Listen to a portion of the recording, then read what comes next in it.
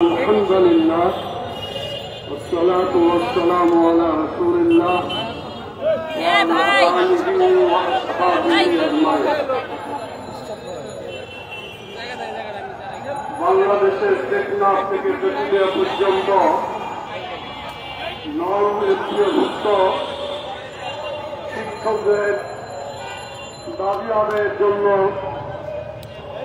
এই অবস্থান কর্মসূচির সম্মানিত সভাপতি, সম্মানিত কেন্দ্রীয় কমিটির নেতৃবৃন্দ, আজকে এই অনুষ্ঠানে উপস্থিত আছেন বাংলাদেশ জামাত ইসলামী কেন্দ্রীয় কর্মপরিষদ সদস্য, বাংলাদেশ ইসলামী ছাত্র শিবিরের সাবেক কেন্দ্রীয় সভাপতি, ঢাকা মহানগরী দক্ষিণের সংগ্রামী সেক্রেটারি জনাব ডক্টর শফিকুল ইসলাম মাসুদ, উপস্থিত আছেন বৃহত্তম ছাত্র সংগঠন বাংলাদেশ ইসলামী ছাত্র শিবিরের প্রিয় সেক্রেটারি জেনারেল জনাব নুরুল ইসলাম সাদ্দাম, অন্যান্য নেতৃবৃন্দ,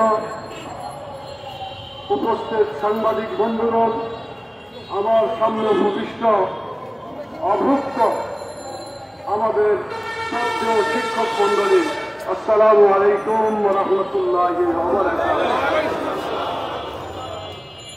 আল্লাহ তাআলার শুকরিয়া আদায় করছি, আলহামদুলিল্লাহ।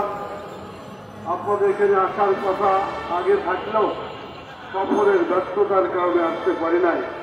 তবে ইতিমধ্যে আমাদের পক্ষ থেকে বাংলাদেশ জামাত ইসলামীর সম্মানিত নায়েবে আমির জনাব ডক্টর সৈয়দ আব্দুল্লাহ মোহাম্মদ তাহের, অন্যতম সহকারী সেক্রেটারি জেনারেল জনাব রফিকুল ইসলাম খান এবং ঢাকা মহানগরীর দক্ষিণের সংগ্রামী আমির জনাব নুরুল ইসলাম বুলবুল সহ অন্যান্য নেতৃবৃন্দ বক্তব্য রেখেছেন এবং একাত্মতা প্রকাশ করে গেছে।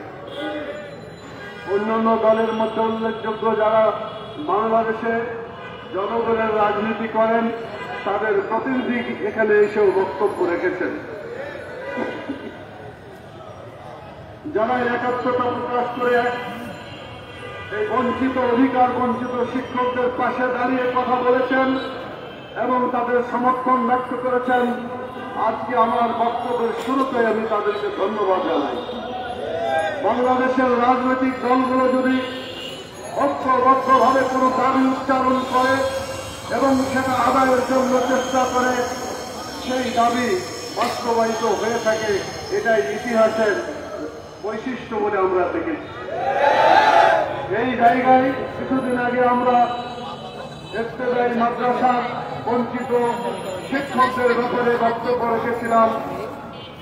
দীর্ঘ অবস্থানের পরে বর্তমান সরকার তাদের পক্ষ থেকে এসে ঘোষণা করে তাদের দাবিকে মেনে নিয়েছেন, আলহামদুলিল্লাহ।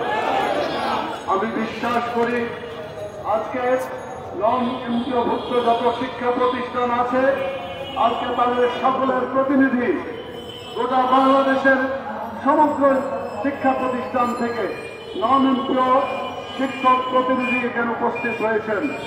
তারা আজকে কষ্ট করে দিন এবং রাত্রি এখানে কাটাচ্ছেন।